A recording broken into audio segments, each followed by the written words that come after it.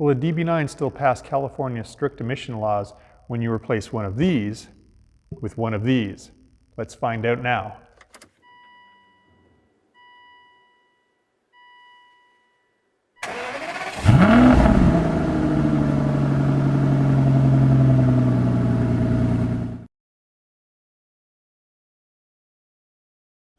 In this episode of Aston1936.com, I brought my car down to SMOG Go.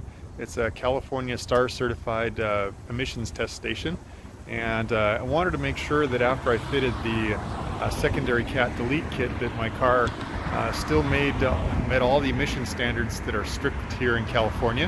And the good news is it passed. So I'm not too worried. The sky's going to stay blue, and I'll be able to leave my secondary cat delete kit installed. So that was just a quick update. If you have any comments, please leave those down below. And as always, thanks for watching.